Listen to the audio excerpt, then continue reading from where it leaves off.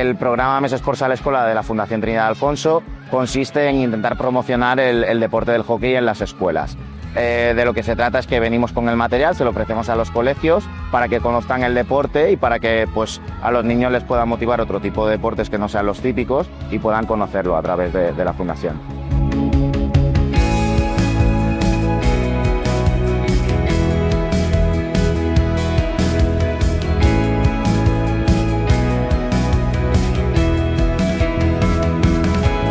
A la Federación del Béisbol le beneficia que este deporte, que no es tan concurrido o tan como el fútbol o el baloncesto, no se conoce, o el rugby. Entonces a nosotros nos gusta transportar a los niños a los coles porque a lo mejor de 6 niños a lo mejor te vienen a visitar al campo de béisbol y a los equipos pues nos da más vida.